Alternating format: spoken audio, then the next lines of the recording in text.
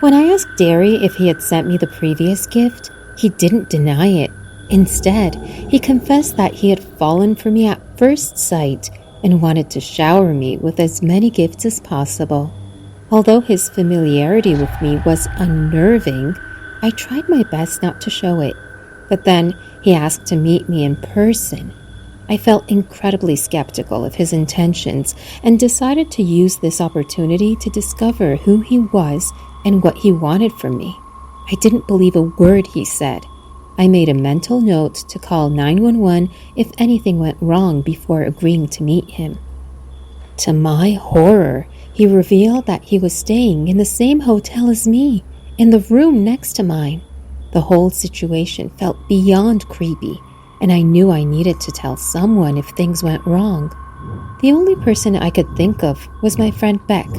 I immediately called her and recounted every detail of what had happened up to that point. Beck's response was less than reassuring. She acknowledged that it seemed suspicious, but suggested that maybe Derry was just a nice guy with genuine intentions. She advised me to kick him to the curb and run if he tried anything weird. While I appreciated her attempt at comforting me, her advice wasn't very helpful. After talking to her for a while, I disconnected the call, feeling more anxious than ever. Derry and I had planned to meet at 8 p.m., so I had a couple of hours to prepare. I decided to pamper myself and warmly shower to relieve the day's fatigue. After drying my hair, I carefully curled it into loose, bouncy waves. I then put on a lavender mid-length dress that beautifully hugged my curves and paired it with elegant silver heels, adding sophistication to the ensemble.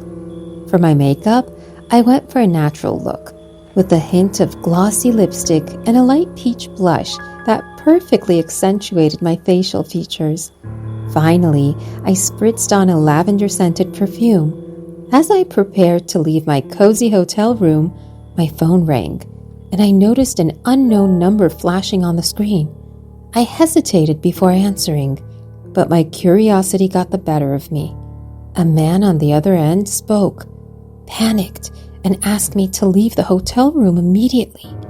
I followed his instructions, thinking it could be urgent. And as I stepped out, I noticed a flashy red Ferrari parked outside the hotel gate. 2 men were standing beside it, and I immediately recognized them as the same 2 men I had seen that day at the bar. My heart started racing in nervousness as I realized it could be Derry, whom I was supposed to meet. The men beckoned me to get into the car, and I hesitated momentarily before deciding to play along, thinking that it was all part of Derry's plan.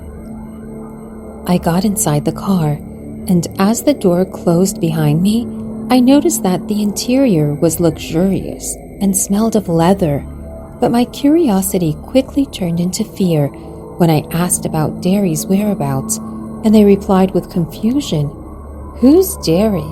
You're mistaken. We don't know anyone by that name." As I reminded the 2 men about the 3rd guy, I noticed a flicker of uncertainty in their eyes. But the next thing they said caught me off guard. 3? What are you talking about? It was always just the 2 of us. I couldn't believe what I was hearing. They told me that in the bar and in the market, that it was just the 2 of them. They tried to jog my memory about what had happened that night, how I had given them my number and agreed to hang out with them during my visit. That was why they had come to pick me up, so we could all hang out. But no matter how hard I tried, I couldn't recall any of it. I started to feel uneasy and decided to call Derry's number to clarify things. However, the line wasn't connecting, and my head throbbed. I told the guys I wasn't feeling well and got out of the car. I couldn't shake off the suspicion that something was off. I was sure I had seen 3 guys, and their denial didn't make sense. The more I thought about it, the more convinced I became that there had to be a reasonable explanation for what was happening. I had to find out the truth of the matter, so I returned to the jewelry store and insisted that they tell me who the sender of that necklace was. They continued saying it was Derry, but as I was about to give up, I noticed a hesitation on their face. I realized they were hiding something. That was when I got an idea and told them I was being harassed by the person who sent it to me. I said that I would report it to the police, and then they would have to come clean no matter what. Their faces went pale, and they immediately handed me the contact information of a guy while apologizing. They told me he wanted his information to be private, so they shared the wrong information earlier. As I started dialing that number, I was surprised to see that I already had it, and there were calls made on that number from mine a few times. It was weird that I did not remember calling anyone ever. When I called him, I was surprised when he asked if there was another gift I wanted him to deliver. My eyes widened in horror as I stared at my phone for a few minutes before asking what he meant by that. I couldn't believe my ears when he told me I hired him to purchase gifts and send them in my name. Feeling panicked, I abruptly disconnected the call, for I couldn't bear hearing his lies. I immediately ran to the police station and told them everything. They investigated the matter, revealing something even more terrifying and confusing. The conversation between me and Derry never existed.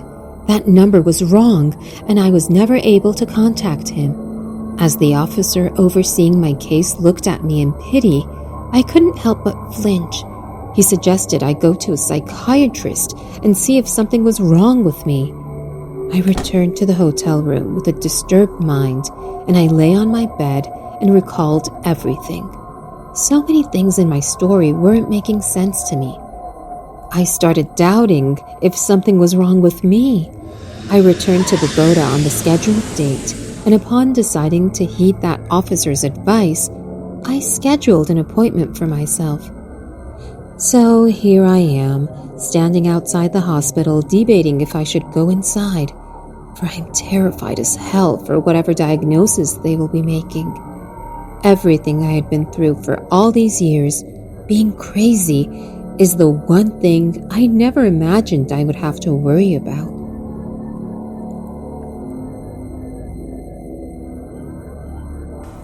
Hey guys, thanks so much for all the support. If you haven't subscribed to the channel yet, please feel free to do so.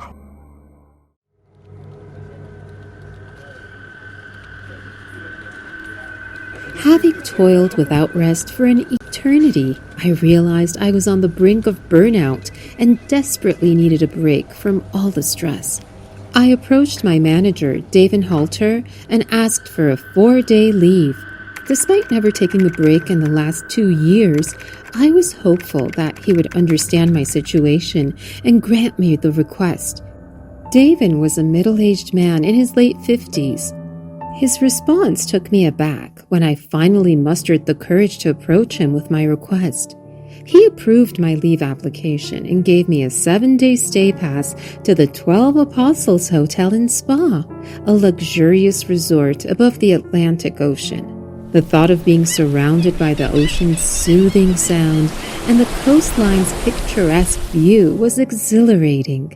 I could feel the excitement building up inside me as I imagined myself lounging on the beach, sipping a refreshing cocktail and watching the sunset over the horizon. I was grateful for the opportunity to take a well-deserved break and recharge my batteries. I couldn't wait to pack my bags and embark on this much-needed vacation. When I arrived home, I contacted KLM customer service to book a round-trip flight from Bogota to Cape Town. On my return, I chose a Thursday to Sunday night flight and opted for business class on my outbound journey and premium economy. Despite the long flight, I was thrilled about the trip and decided to shop for all the necessary items beforehand. Finally, the day arrived, and I was ready to embark on my journey. Upon arrival in Cape Town, I spent the entire day in my hotel room, resting and preparing for the next day's tour. However, my peaceful slumber was abruptly cut short by a doorbell ringing in the middle of the night. I begrudgingly got out of bed to answer the door, only to be met by a member of the hotel staff holding a package. He claimed that it was for someone in the name of Bella Washer. I was shocked to hear my name, since I hadn't mentioned my trip to anyone and didn't know anyone in Cape Town. I tried explaining to the staff member that he had the wrong person, but he just nodded and left, leaving me uneasy and curious about the mysterious package.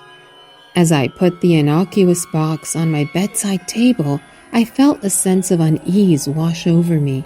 A nameless entity had sent it to me, and the thought of receiving something from someone I didn't know was enough to make my skin crawl. I sat next to it for 2 hours, trying to ignore it, but my curiosity eventually got the better of me. I mustered up the courage to open it, and inside I found a stunning bouquet and velvet card. However, when I looked at the card, I realized no writing was on it, a strange and alarming fact. I couldn't shake the feeling of being stalked by someone. The entire night was spent tossing and turning, unable to shake the feeling that something was wrong. The next day, I approached the receptionist and inquired about the mysterious gift sender, but they had no clue who it could be. The delivery guy had dropped it off and left without saying anything. I spent hours worrying about who could have sent the gift and why, but I eventually decided to let it go to enjoy my vacation. After my long day of exploring the city of Cape Town, I returned to my hotel room and felt the need to freshen up. I turned on the faucet and let the warm water cascade over my body, washing away the day's grime and exhaustion. Feeling rejuvenated, I went to sleep. The next day, I woke up early, got dressed, and set out for another adventure, taking in the sights and sounds of the city. However, as I walked down the vibrant streets, I couldn't shake the feeling that someone was watching me. I looked around, but saw no one suspicious, just a few people walking by. I wondered if I was being paranoid after that night's unsettling encounter. Nevertheless, I decided to keep my guard up and continued my tour. As the sun began to set, I found myself at a bar and decided to have some drinks. Walking in, I noticed 3 men following me and checking me out. I tried to ignore them and ordered 3 vodka shots, downing them all in one go. As I sipped on my drink, I couldn't help but feel like someone was watching me. Turning my head, I caught the gaze of one of the guys who had entered the bar with me. He was staring at me intently, and when he realized I had noticed him, he flashed me a smile and started walking over to me. Despite his friendly demeanor, I politely declined his offer to join me. I was on this vacation to enjoy some time alone, away from male distractions. My past experiences had taught me that I needed to be cautious around men. A little while later, another guy approached me and asked me for a dance. Once again, I declined, preferring instead to focus on my drink. As the night wore on, I started to feel a little tipsy, so I decided to call it a night and head back to my hotel room. I don't remember much about how I got there, but when I woke up the following day, I was still wearing the dress I had on the previous night, and my head was pounding. I got up, feeling frustrated, but I was still ready to start the day. After a long shower, I got dressed and went to explore the local market area. My primary purpose for today was to shop, and I was excited to see what the market offered. While browsing through some beautiful jewelry pieces, I noticed the same group of guys from last night walking around the area. I couldn't help but feel suspicious of them, especially after the strange gift I received that night. Frustrated by the situation, I decided to head back to my hotel room, where I could relax and enjoy some of the hotel's amenities. However, as soon as I entered my room, I received a call from reception, informing me that Another parcel was in my name. I was curious about the sender, but the receptionist knew nothing about it. After a few minutes, there was a knock on my door, and I found the parcel sitting on the floor. I scanned the area to see if anyone was watching me, but there was no one. I picked up the box and examined it. It was wrapped beautifully, and there was no indication of who sent it. I couldn't resist the urge to open it, and as I did, I found a blank note, a beautiful necklace, and a white rose inside. To my surprise, it was the same necklace I had admired in the jewelry store earlier. Feeling frustrated and confused, I returned to the store and investigated. I wanted to know who sent me the necklace and why. When I got to the jewelry store, they mentioned a blonde guy named Derry Pecker. They didn't want to disclose his details, but after I requested them for a while, they provided me with his contact details. I returned to the hotel room and sat on my bed while staring at my phone, wondering if I should call him. Finally, I pressed his number on the dial pad and put the cell phone to my ear. After the third ring, a guy with a husky voice picked up the call. I shuddered with horror as he spoke my name and said he knew who I was and where I was calling from.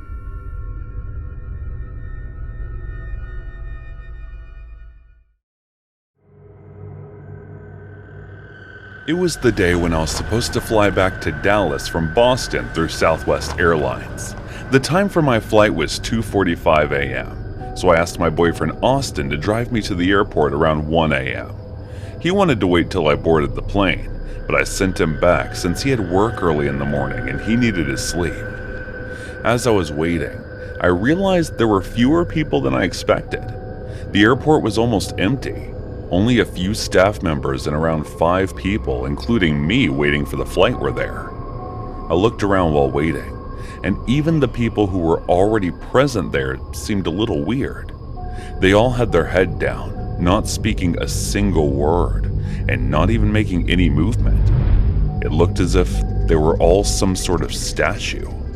That was when the pre-boarding announcement started, asking for us to have our boarding passes and identification ready for the regular boarding, which was about to begin in approximately 10 minutes. I had everything prepared already, and the documents were in the left pocket of my purse, so I took them out and held them in my hand. After a few minutes of waiting, the boarding started. I went toward my boarding gate and boarded the plane. As I was going to my seat, I noticed the passengers to be weirdly quiet. The way they were in the waiting area earlier, an uneasiness started to take over me, and it felt as if the atmosphere of the plane was slightly frightening. I tried shaking it from my mind and went to my seat. The flight was supposed to reach Dallas in 3 hours and 38 minutes, and I had brought a book that I had been reading for the past few days, so I took it out and started reading. "Excuse me, do you mind moving your purse? That's my seat." I looked up as I heard the voice of a man. Sorry, I thought no one was coming." I moved my bag while apologizing and then went back to reading my book. I noticed everyone had turned their head towards us, but the gazes were focused on the man. I wanted to avoid this weird feeling I was getting, so I went back to reading my book. The man tried talking to me a few times, but I tried to act as if I was too focused on the book to be able to hear him. So after 3 or 4 tries, he just gave up. Something happened after that which crept me out.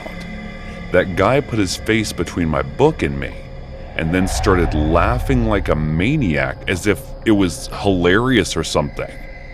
"Watch your manners, mister," I said while gritting my teeth in anger. "Mr. Mandel," he smiled. "I don't want to know your name. Just mind your business and let me mind mine," I said, and went back to reading my book. "Fine. I just wanted to be friends." He stood up and started going toward the toilet. After half an hour passed, he didn't return, so I started to grow a little concerned about the stranger. I looked around to see if he had exchanged seats with someone, or maybe he had gone to sit in a different one, but he wasn't anywhere. Strangely, some of the passengers who I'd seen earlier had disappeared too. The atmosphere of the plane had changed in a weird and dark way, and it was extremely frightening. Avoiding problems is what I do best, and this time I wasn't thinking of this as my problem. Instead, I thought it just must be my imagination. So I leaned back, closing my eyes and thinking that I shouldn't worry about a stranger. He might return himself when he wanted to. Even after closing my eyes though, I couldn't stop thinking that something was wrong. I kept ignoring all these weird intrusive thoughts, but that was when I started to hear the eerie noises coming from every direction. So I clenched my eyes even tighter, because if I knew or saw the source of these sounds, I might not survive. I kept telling myself it was all because I was alone and imagining things to scare myself. I didn't have the courage to open my eyes. All of a sudden, I heard Mr. Mandel scream, and I thought he was on it again. His weird, creepy pranks to become friends with me. Even then, I did not open my eyes, and I ignored him, but his screams did not stop.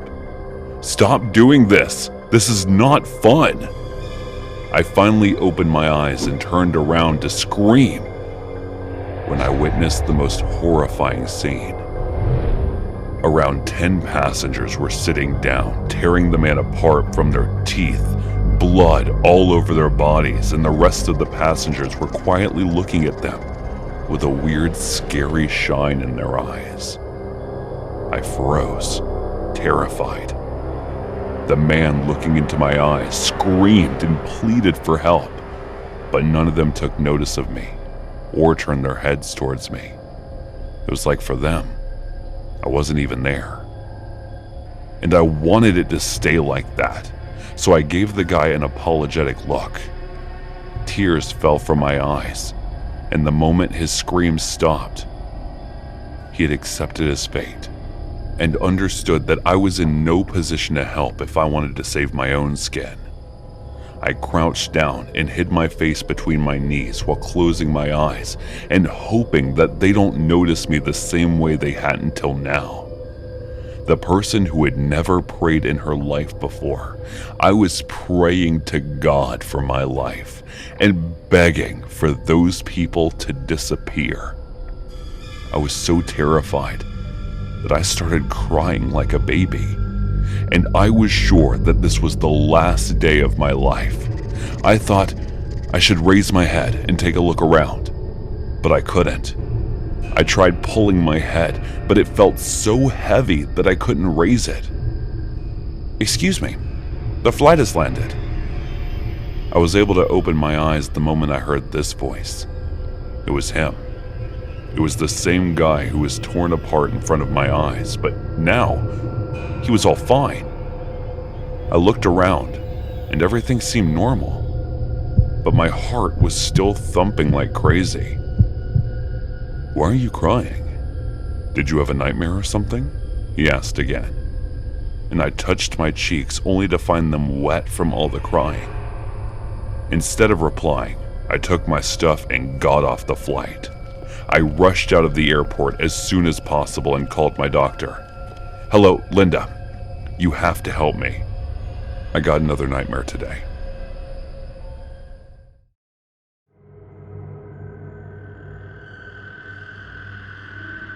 If I said to you, Madeline, Colombia, what do you think of? Pre-2015, only a handful of people would have given the answer that is commonplace today. But since that narco show was on TV, almost everyone knows what Madeline is famous for, and that's for being the home of the Madeline cartel, added up by the one and only Pablo Escobar. These days, the Madeline cartel are confined to the history books, but the legacy of violence lives on in the city, and the problems didn't exactly die along with Escobar when the law caught up with him in '93. So it's there, in the city of Madeline, that I met a girl named Stephanie while I was traveling around South America. Steph was from Canada on a similar sort of rolling vacation as I was, and there was this almost instant chemistry between us that ended with me asking her out. We drank cheap Colombian beers, compared traveling tattoos. She definitely won with her traditional tippy-tap Filipino tribal piece, and generally just had ourselves a great time. But when it came to the end of the night, we were put in a rather precarious situation. You see, that old legacy of violence and suspicion means that in a city like Medellin, you can't get anywhere without the right credentials.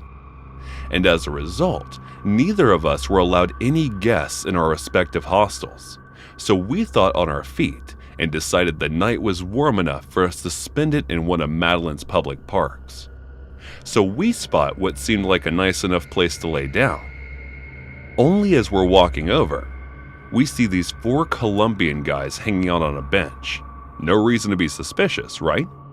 I mean, it was a nice enough night, and the South American idea of a late night is totally different to ours, so not everyone hanging out past midnight is some kind of reprobate. I suppose that goes for the States too, but I digress. So me and Steph are sitting there for a few minutes when one of the guys from the bench comes over to talk to us. My Spanish is still an embarrassingly dire at that time, but I knew enough to know that he was asking for a cigarette. I told him, I don't smoke. No fumo, lo siento. But he carried on asking for stuff like money, then other things with words I didn't understand. I kept saying, lo siento, tengo nada. But he just won't give it up.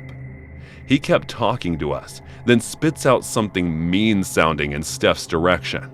So at that point, I really take issue, and I have enough Dutch courage to tell him to get F'd before I leave Steph off to another spot further away from them. I'll spare you the finer details of what followed, but needless to say, Steph and I ended up having a little cuddle, shall we say, until we heard and saw something that almost scared us half to death. A police siren and flashing lights, and it was just a few feet away near the boundary of the parkland. Steph quickly pulled her dress back on, and we attempted to make ourselves as presentable as possible as the cop car screeches to a halt. 2 guys jump out, and they come jogging over to us. How they knew we were there, I don't know, but I figured the guy asking for smokes had called them and has a kind of screw you for not being generous to us. I'm on the verge of a full-on freakout, as all I can think is, I'm going to end up in a Colombian jail, and that's going to be the end of it for me. Colombia has some of the worst prisons in all of South America, and to no offense to our Latin cousins, but that's really saying something. What's worse, I didn't have the money to pay a fine or a bribe, so there was absolutely zero chance of me talking my way out of it. But still, I didn't really have a choice. The best I could hope for was to pull off a speech skill 100. So I got down to it. As this little Colombian cop, I don't even say that to be mean, the guy was literally no smaller than 5'4", is shining his flashlight in my face. I'm just pouring this stream of bilingual apologetic consciousness that probably sounded something like, dude, lo siento, seriously, no borrachos. Han cansado, just tired. I'm sorry, I swear to God. What all the cop does is scold us in Spanish, talking so fast that I can barely understand a word. Steph is like welling up with tears at this point, as she's too obviously thinks she's about to be arrested. All I could do was shut up and let the cop burn off whatever angry energy he had, and just pray he didn't drag us both off to jail there and then. I just hit him with, lo siento, no entiendo, until he finally kinda calms down and pulls a smartphone out of his police vest thing. When I see he's pulling up Google Translate, I know something isn't quite right. If he really was just going to throw the cuffs on us, he'd have done it already, right? So what are we about to type out? I'd never forget what came next and how I foolishly tried to anticipate his words without stopping to consider the context. First thing he typed was translated, these men, and pointed over to where the cigarette guy and his friends had been. I look over expecting to see them looking all smug, but there's no one there.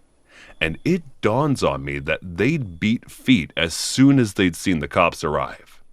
I go to say something like, yeah, I know, they called you, I'm sorry. but the cop cuts me off with a little sock puppet hand gesture, clamping the thing's mouth shut as if to stay quiet. So I do as I'm told and carry on watching him type. "These men," he continued, "are very dangerous. You must leave now or they will come back." And the cop stopped for a second, like he was trying to find the right words, then wrote, "They will come back and violate the girl. Understand?" My chin is dusting the floor at this point.